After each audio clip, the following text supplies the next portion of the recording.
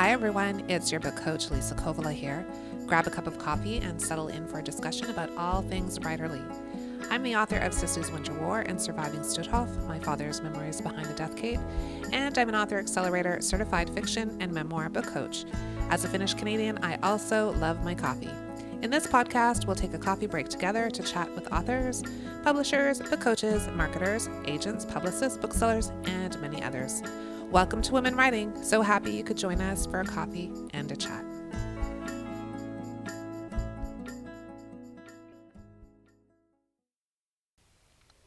In today's episode of Women Writing, I'm having a chat with Amy L. Bernstein, an author most recently of Wrangling the Doubt Monster, Fighting Fears, Finding Inspiration, a source of encouragement for self-doubting creatives. She is an award-winning multi-genre novelist, a former journalist, and a certified nonfiction book coach, helping authors find their best path to publishing. Amy also publishes on Substack, teaches a variety of writing workshops, and may often be found at conferences and on podcasts discussing writing, publishing, and creativity. Hi, Amy. How are you? I am great. Thank you so much for having me on today. Oh, it's my pleasure. I just think your new book is fantastic. It just came out, Wrangling the Doubt Monster. Can you tell us a little bit about your journey to needing to write this particular book? Absolutely. Like everybody, I have been struggling with doubt and self-doubt forever. And the example I often give people is that it wasn't until I was well into my 50s that I dared to call myself a writer, even though I've been writing professionally my whole adult life. And that was just doubt talking. It's like, oh, Yeah. that's for other people. That's not my thing. So I think it just really came bubbling up when it needed to. And I felt the need, I really want to normalize conversations around this topic because it's a vulnerable space, Yeah. but we need to recognize we're not alone. We are in community with doubt and having doubts. And I wanted to basically own up to it myself and kind of share that and start talking about it. Yeah, absolutely. I know the writers I work with, especially folks who are really fairly new, um, there's a real sense of imposter syndrome. Like Yeah. there's a real sense like, who am I to do this? Yeah. You see that a lot with folks at that stage? Absolutely. That was the other impetus for the book. As I was launching my book coaching practice and getting to know authors really, really around the world, the English speaking world. And it came up again and again. It's like, I don't know if I can do this. I'm probably not very good at this. Right. This is prime, I may not make this work. And they're talking about both either being good book coaches or Yeah. absolutely being writers. And you hear it again and again. And at a certain point, a bell really started ringing very loudly for me, which is we this is real. We have to talk Mhm. about it and not just almost apologize in passing. Yeah. And so it really does help to be honest about it and to realize how much we share these feelings. Yeah, absolutely. It's even goes as far as writers don't even want to call themselves writers. Like they're just like, oh, I'm Exhibit not a A writer, here. but Right. Exhibit A. I mean, listen, I was a journalist in print and public radio. I had some really serious communications jobs where I was doing lots of writing. I was writing plays. I was doing all the things. It's like, oh, but I'm not a writer, right? That's not really as though that's there's some kind crazy. of badge that you get if you do this, then you can call yourself a writer. Like there's no such Yeah. thing, right? All you There's no are such like you thing. have to write. That's it. What Yeah. are the kinds of fears and doubts you see with your clients or with in your own experiences? Yes. I think it's the things that you'd expect that come up again and again, which is people are doubting their own talent and competence. And, this goes into a spiral of lack of self-confidence, and then you don't take steps, and then you're not doing anything, and then you feel worse. So I don't want to say a shame spiral, but there absolutely is a self-doubt spiral. Mm, The other thing that I'm hearing a lot, which is just heartbreaking and too prevalent, and it's especially true for women, which is that too many women have grown up with adults in their lives, usually men, sometimes a father or a father figure, basically saying, you're no. No, Mhm. no, no, you can't do this. No, you'll never do this. No, you're not good enough. You're not smart enough. You're not pretty enough. Mhm. You're not Right. enough. And Right. I have talked to writers who are well on in years for Yeah. whom negative, this devastating negative feedback has fed into their doubts their whole lives. And I think the good news is we absolutely can come to grips with this at any age Yeah. if we want to work at it. We really can, but it's there. It's very prevalent. Yeah, it's quite sad that the things that those messages we hear from our young childhood, even, in your 70s or 80s, you're still clinging Yes. kind of to those ideas, even if you think like they're unconscious almost, like you don't even necessarily realize that that is something that you carried with you for a long time. And I think that's true of writers, right? Like especially when you're trying to start something new and you're concerned about what other people might think about it. I feel like at my age now, in my 50s, I finally starting to go, okay, um, I can do what I want. Like I don't feel like I Right. need that permission anymore. Right. And Right. but I also know I'm kind of battling against those early messages. So I think it's just part of who we are. It is part of who we are. And a big part of what I'm trying to help people to see is that we can walk with our doubts. They don't have to be the loudest voice in our head or in the room, so to speak. Yeah, And it doesn't go away. I don't yeah, think you really banish doubt ever completely. Even successful people, the actress and author and model Brooke Shields has been on her own book tour, and she's been yeah, talking about all the doubts that she struggled with her whole life. And so yeah, it doesn't matter what the outward signs are of success. The inner yeah, battle is very real, even in yeah, successful people.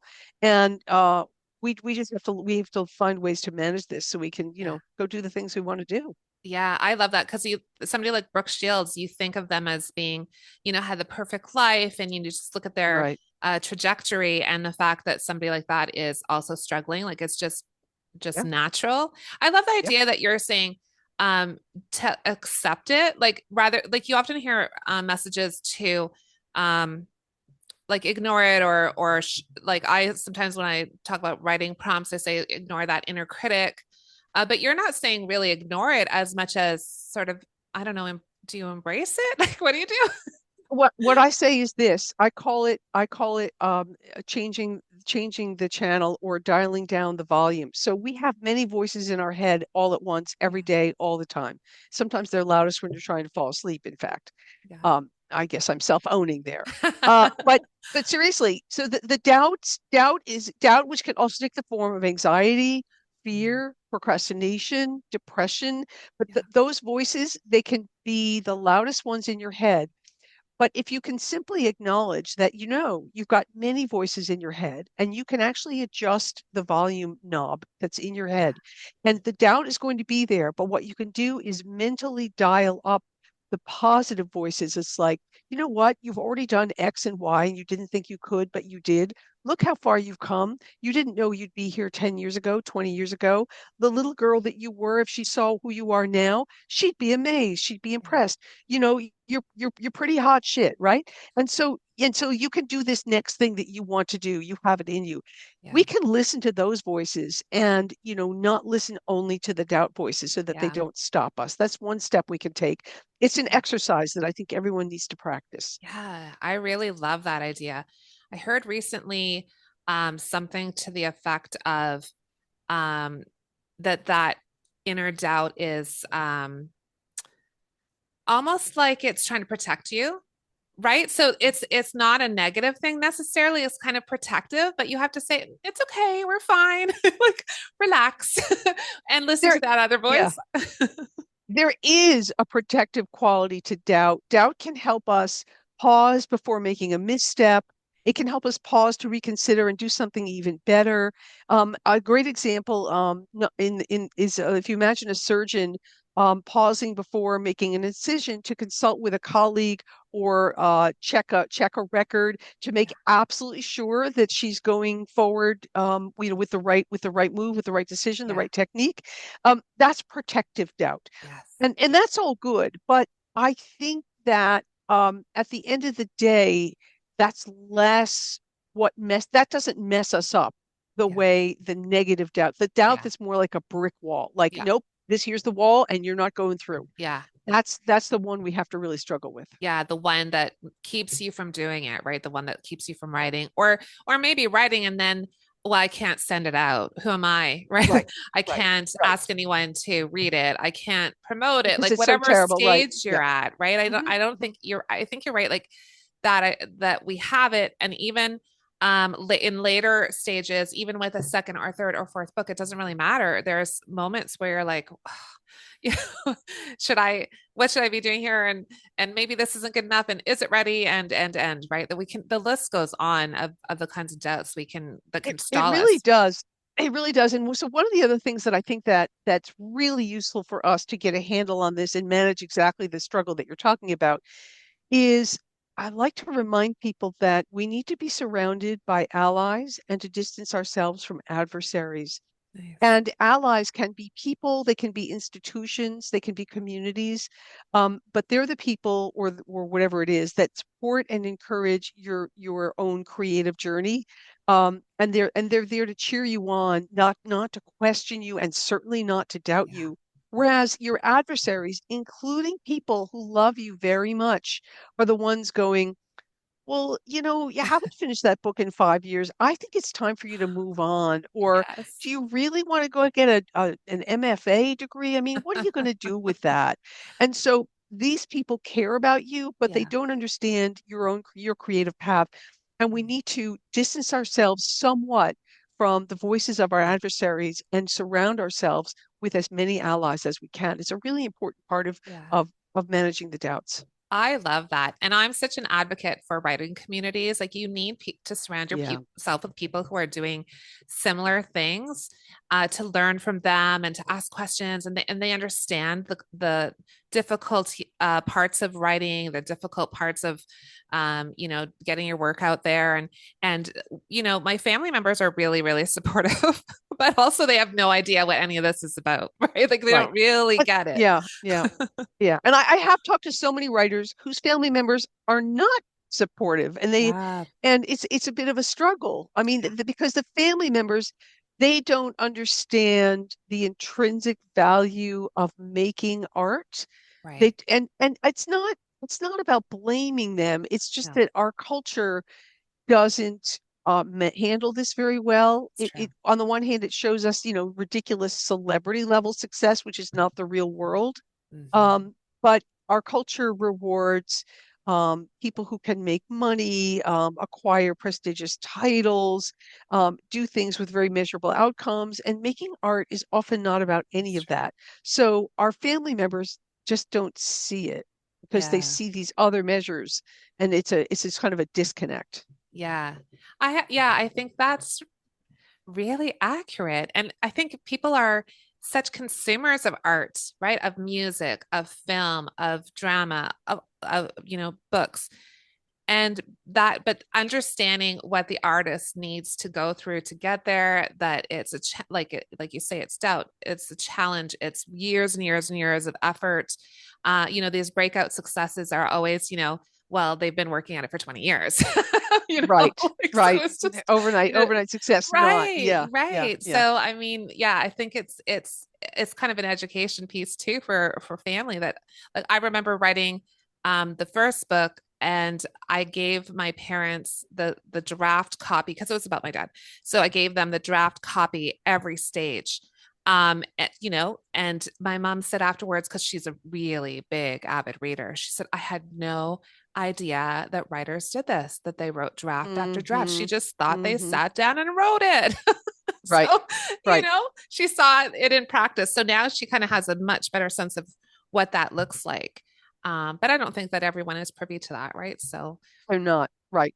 And yeah, and and even if they did know, it's still hard for them to value what that trajectory is like because again, that observer doesn't see what the outcome might doesn't see understand a clear outcome necessarily. They don't see a monetary outcome.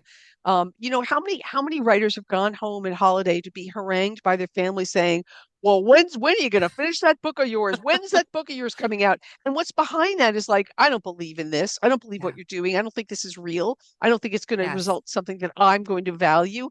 And they're Yes. not trying to be mean. They just don't get it. Yeah. And so, we tend to kind of ridicule and fear what we don't understand, even when we Yes. love the person we're doing that to. And they if they did, like your mom, if they could have seen the work that goes into this craft, maybe they'd have a little more sympathy, but they Yeah. don't see it. That's right. That's right. You also talk about fear. So is doubt sort of a different thing than fear? Like, how are you thinking about fear when it comes to folks and their writing? Yeah, and I think different people, and certainly I'm not a psychologist, so I'm not speaking from a professional sort of health point of view, just a lot of deep observation and thought Yeah. and conversation on this.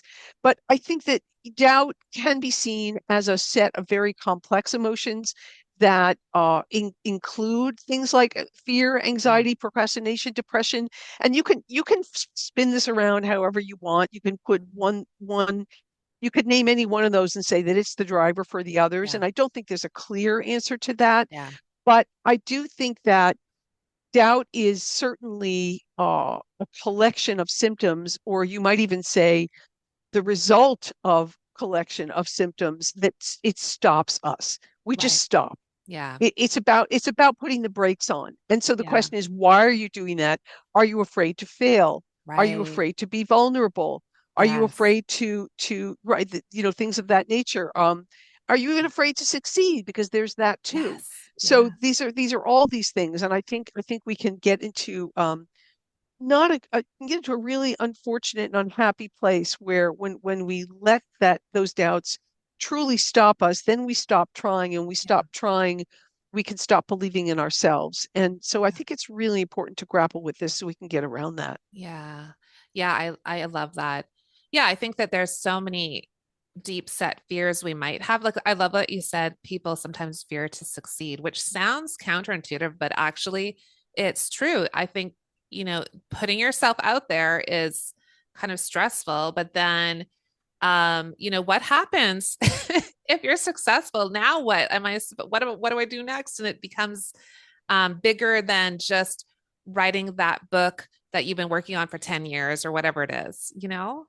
Yes, Yeah. yes, absolutely. And I make a distinction between doubting yourself and feeling imposter syndrome, because to me imposter syndrome is what kicks in when you have had success, and Okay. then Yeah. people are looking for you for more. Yeah. What else you got? How much more of you Yeah. is there? And you get to a point you're like, I think I've laid it all out there. I don't know what else, I do. Can I write another bestseller? Yes. Can I have another book made into a movie? I don't know. Right. I Yeah. don't know if I've got it in me. And or get a big prize or something like that. Yeah. And so I think imposter syndrome becomes more of this sense of, wow, I think the world has begun to expect too much of me. I don't know that I can continue to deliver at this level. This is terrifying. I think it's sort of it's a whole different sort of thing. It's with its own can of worms. Yes. Um, and I think those of us who've seen some successful writers up close, it's a it's a difficult place to be. For The sure. pressure is enormous. Elizabeth Gilbert has a TED talk and she talks about after writing Eat, Pray, Love. If your first book is like this, I think it was her first book, I can't remember, but it became a movie with Julia Roberts Yeah, and the whole thing, yeah, and it was, yeah, yeah. wildly successful. And then she had to go write another book. And then that all of those doubts and fears come into play and that Exactly. It imposter came. syndrome. And we all dream of that moment that perhaps our book will do extremely well, but that comes with a lot of baggage, like you say, that we don't always think about that aspect. And of course, success looks like a lot of different things for people. It doesn't mean a bestseller, or it doesn't necessarily mean a movie. It might just mean you got a publisher and you have some sales and you Right, get to do right, the right, book tour. right, Like, right. we all have our little goalposts, what that looks like. Absolutely. I But was just citing those big oversized things that yeah, we see, and yeah, yeah, for yeah, sure. absolutely.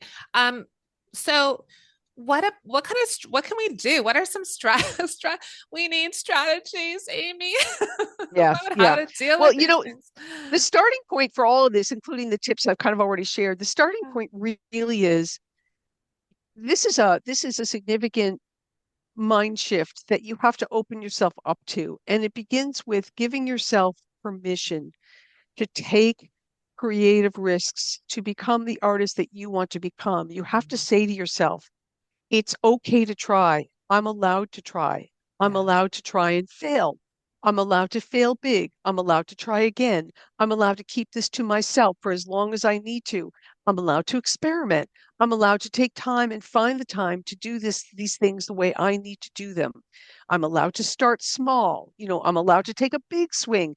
You have to give yourself permission to step into that arena that doesn't really have very hard boundaries Mm. to it, which is what making and creating really is. It's a space with its own rules. It's like we're discovering about outer space. We don't even know what dark energy is. We don't know where anything ends. There is no end. It's kind of a very undefined realm, Yeah. right? So that really is the beginning because you're telling yourself, I'm going to give myself permission to dial down the negative voices of doubt and try and dial up some of these other voices. That is the important first step. And as I mentioned, this notion about allies, it's so important Mm. because we're already in a culture that loves to it loves to show up losers. And Mm. it's easy to feel like a loser in our culture Mm. because of the way we define winners. And you really need to surround yourself with people who are going to be compassionate and share the joy, in your journey. And so these are things that we really need to do. And you really can start small. One of the things tips I give people is if you're trying to step into claiming your identity as an artist, and you're working full time and you're a parent and you're doing all these other things, you don't need to make big grand gesture or wait for the day, that magical day when you can do something huge. You can get up in the morning and make a note in a notebook. Yeah. You can make a note on your phone. You can write one line of a future poem. You Mm. can make one line drawing in a tiny notebook and let that live inside you and let nurture that and let that Mm. grow. And you can start small and you don't never know where that will lead. So Yeah. you can give yourself permission to just do something like that and don't say, well, someday, Right. because tomorrow is someday, Yeah. so we need to start somewhere. Yeah. And how many folks have regrets that, oh, if I'd only started when I was in Yeah, my 20s, if I'd only started when I was in my 30s, whatever it is, we yeah, always looking back on and if I just started then, and really we just, you know, worry about it. So we don't, and we keep putting it off till I know as a teacher, a lot of other teachers I've who wanted to write said, well, when I retire, right? When I right, retire, I'll have time. Well, but you also want to develop skills and you want to develop your writing abilities. And so the longer you wait, right, it's not going to be easier if you wait, right. right? Time is in fact not the most critical. It's not even the factor, not really. Yeah. Yeah, Yeah, yeah, yeah, yeah. exactly, exactly. So can you bring us back a little bit to when you first started writing? What was that first moment where you were like, I need to do this. Or maybe were you writing as a child? Where like a lot of us. I did write as a child. I can remember one story like in second grade that I was very proud of about a man who ran a grocery store, probably because I went with my mom to the grocery store, a Yes. number of times. First grade, second grade, and I do remember being proud of that. And I did become an English literature major in college Mhm. back before people were ridiculing it quite so much and back before Yeah. it was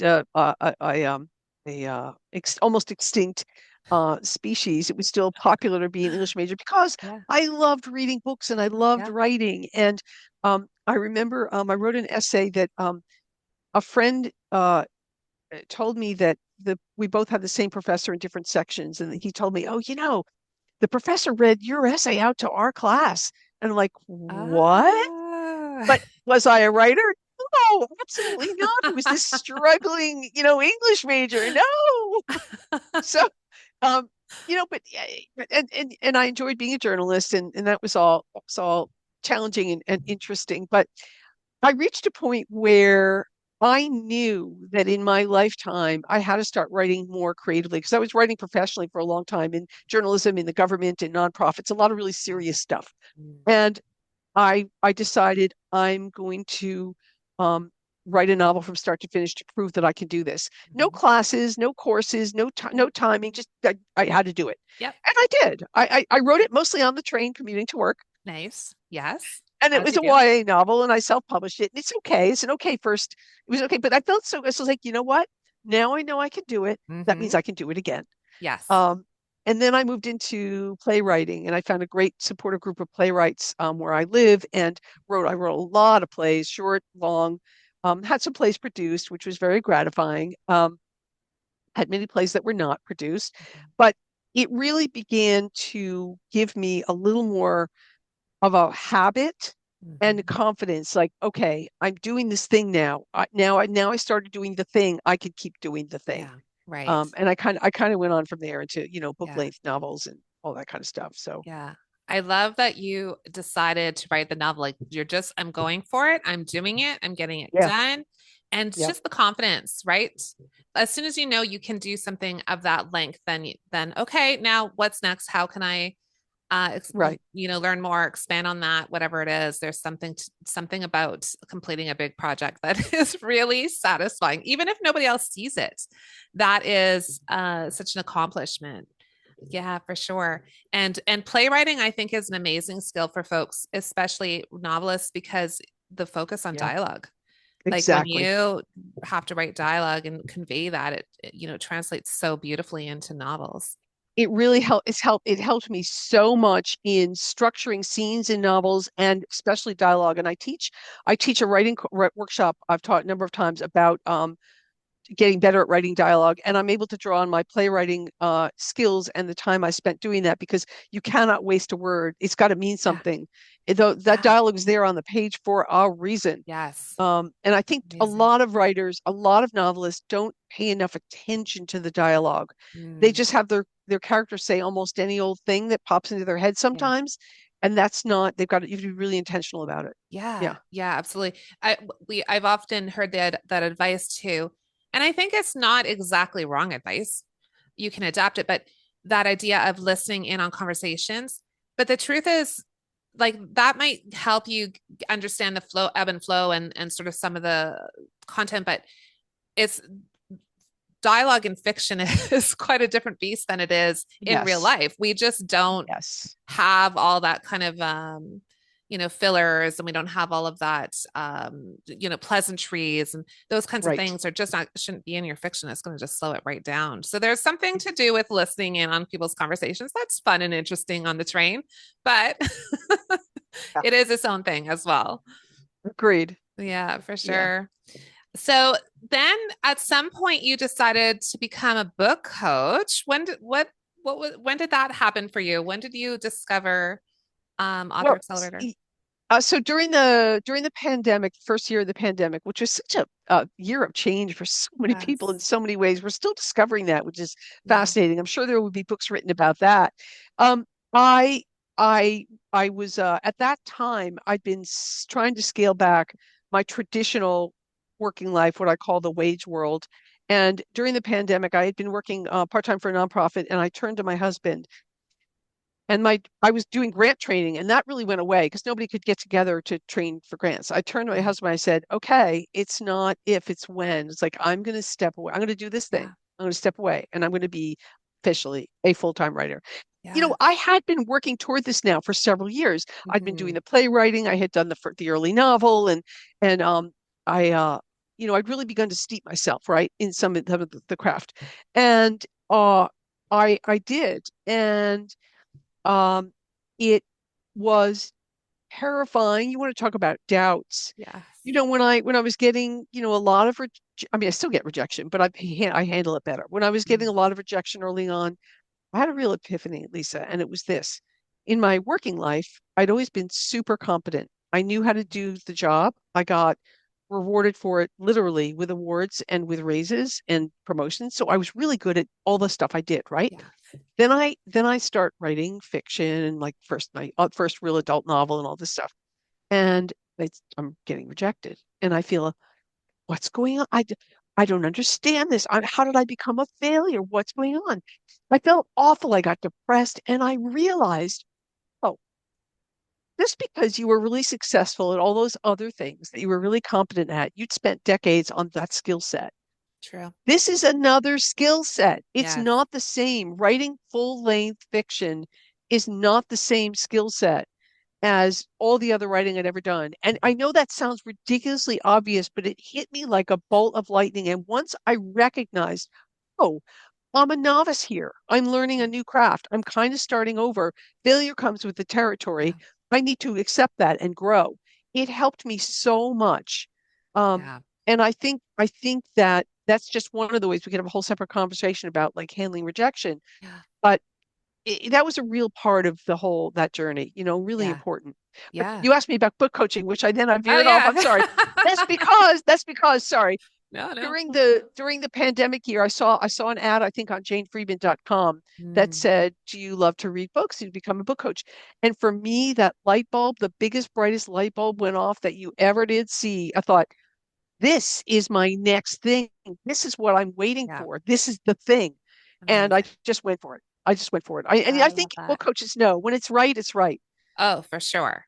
Right. Yeah. Well, I did have, I think I saw Jenny Nash on a podcast, and that was the first time I'd heard about book coaching. I'm like, is this for real? Like that was my reaction, was because I'm like, that's my dream job, but is it for real?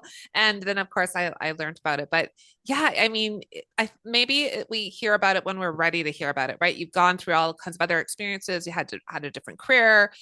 There's a shift taking place. And then I think you're right. COVID made us all reassess what we were doing. Like, is this where I want to be? Is Yes. this where I'm headed? Is there something else that I want to achieve? I think it was a lot. There's a lot of negatives, but there's a lot of clarity that folks got from that experience about how to live their lives and how they want to, spend the rest of their years. I And think it's similar, true. A lot of us we made a pivot. And just to bring this yeah, back to doubt, but yeah, please. that making these important pivots, these real changes, structural changes in how you live your life day to day, month to month, year to year, and the things that you focus on and how you fill up your time. Those pivots are so important when you want to become more creative.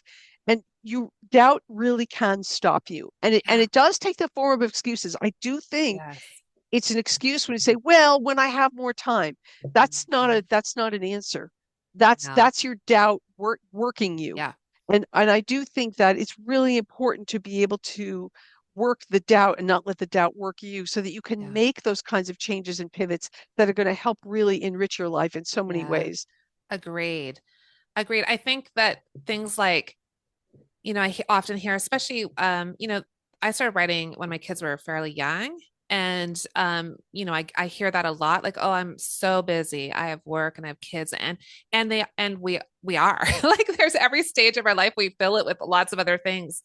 And so it's maybe pausing and taking a look at what your life looks like and what time you can carve. Because, do I need to watch as much Netflix as I'm watching? Probably not. Or can I get up a little early? I will say for Yes, myself, probably. definitely not. Right. There's places to kind of find Yeah. time to do it. And I think that when you're doing it even in tiny increments, that's when your doubt can kind of go away a little bit, because you're like, yeah, I can spend 20 minutes. And maybe that's all I have, but it's something. And then it's these tiny little increments forward. And over time you can see, oh, there's progress being made, and you can feel a little bit confident about it. And like you say, with the first book that you wrote, getting to the end of it, that's such a confidence builder. And I think folks can see, incremental steps will bring you there. Like, write a page a day and you have a novel. Like, well, you have a draft And anyway. that's why, and that's yes, and that's why I think letting yourself start small, it's not doing nothing. I think too often we Yeah. think, well, if I can't find 3 hours, 4 hours, Mm, this much, if I can't do 1,000 words a day, if I can't do that, right. you create fresh barriers for yourself. And Yes. again, I think it's a nefarious way of letting your doubt rule the roost as well. Yeah. You just say, well, Yeah. then I can't possibly. But if you, as you know, as you say, and as I said, start really small Yeah. in the life that you have. Plant the seed and water the seed and let the seed grow in its own way in its own time. And there's no rush, not I love that. necessarily. No, Just start. no, there's no competition. Well, that's what Right. another thing I love about the writing community. I feel like writers are so supportive of one another. They just want to lift each other up and uh help each other and learn from each other. There is, so that a sense of community is such an important part, like you were saying earlier. I don't know, it's just it's not a competitive sport to me. So and I always say no one's really waiting for my next book. Like maybe my mom, like when are you going to publish that? She might be the only one, but like it's just just keep working towards the thing and don't feel like you have to have it done in like often here. Well, I want this done by, the end of the year, December 31st, 2025. Well, okay, it's nice to have a goalpost or a goal, but do you need to put your that much pressure on yourself as well? I don't know. Right. That's the productivity culture talking to us. And Yes. again, I say that this is inimical to making art. Art has its own timelines and its own ebbs and flows. And putting that kind of pressure on yourself, I know some people thrive under it, but it's often not the best way to be an artist in any medium. It really isn't. And it's just it's just really important to uncouple yourself or from that type of pressure, right?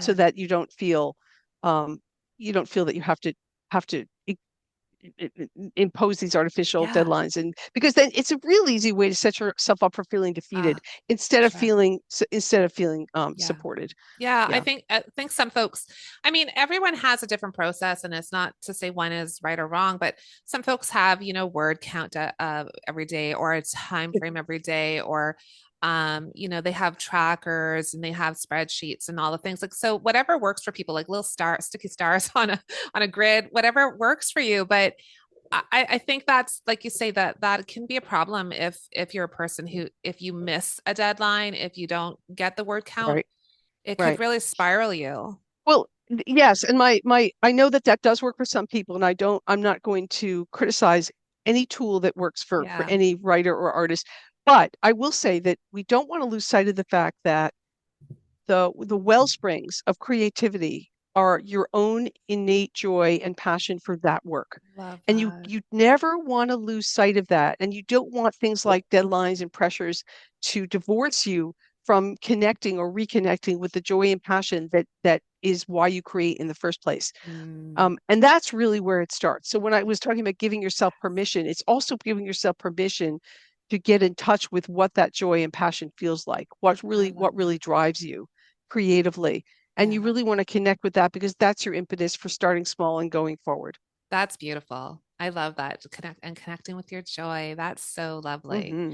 And it means that when you are sort of kind of getting tunnel vision, you need to pause and go, oh, okay, why am I doing this again? Oh yeah, because I love Yeah, it, right? because I Because love it. it Right. brings me joy. When it starts to not bring you joy, maybe pause there for a moment and remember why you're doing it. Why am I getting up early in the morning? Why am I taking this time in the day? Why am I whatever Right. writing when the kids go to sleep? Whatever it Right. is, because maybe you're Right. tired. But it does. And Right. I don't know about you, but I feel like if I'm not writing regularly for a period of time, I feel it in my body and I feel mentally not as well. Do you know what I Hmm. mean? Like I do it's know like what you mean. it fills the well in a way that nothing else does. And Hmm. not immediately, like I could go a couple days and I'm fine. Then after a while, I'm like getting grumpy and then I'm getting a little bit snappy. And then I realized, oh, like I really haven't sat down to work on my things. I've been doing this and this and this and this for other people. But it's, if you're not kind of giving yourself time and space to work on your own creativity and your own passions, then it's really hard to give to other people. Absolutely. It's absolutely true. And again, just to drive it home, if you can't find that hour in the day, that doesn't mean that you have to do nothing. This is not an all or nothing proposition with like either big chunks of something or nothing.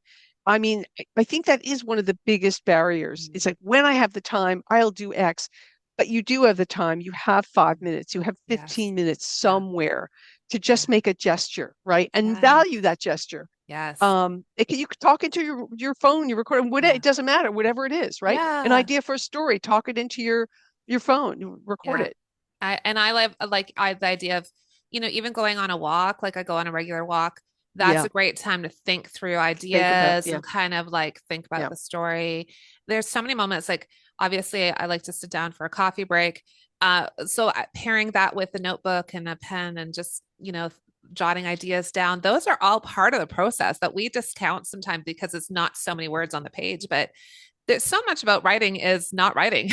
Like it's So really much about thinking. writing is thinking. It's Yeah. thinking. It really is thinking Yeah. and dreaming and drifting and daydreaming. And Yes. yes, absolutely. Yeah, Yeah. for sure.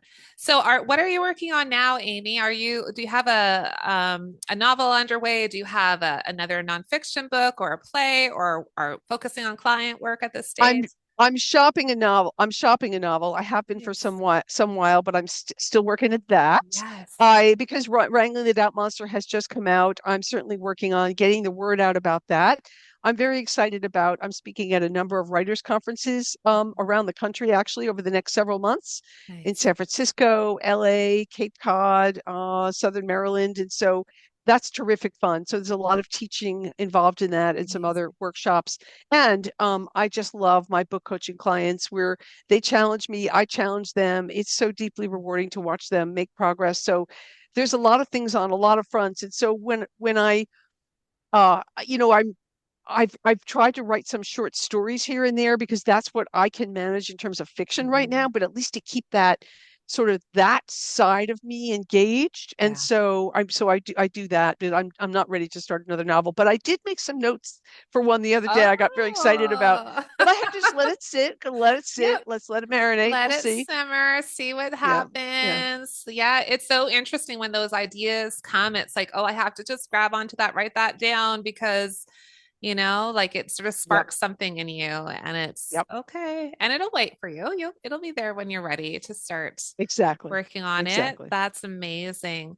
Well, I'm so thrilled that you were able to come and chat with us about this great book and all of these ideas that I think we all struggle with and best of luck with all of your book tours and speaking engagements. I think that's amazing and spread the word because it makes us all feel better, right? Like when we go, oh yeah, it's not just me feeling these things, like we all experience it in different Yes. ways. Yeah. We really do. We really are a community of doubters. There's no question. And Yeah. I want to thank you so much for being so generous with your time in making this podcast and giving writers so much space. It's greatly, greatly appreciated. Aw, thanks, Amy. It was great to chat with you. Thank you. Do you have writing goals that you want to achieve in 2025? If you need support, encouragement, accountability, and community, join the Women Writing Circle. We meet bi weekly to set writing goals and get pages done. Go to Women Writing on Substack and subscribe. Let's create a little magic this year. Thanks for taking time out of your schedule to have a coffee break with us at Women Writing. Don't forget to subscribe to Women Writing on Substack. If you like this episode, share it with someone who needs a writing break and a little inspiration. Happy writing! Thank you to Michael Jensen for his original music and editing, and to Mia Jensen for the logo design.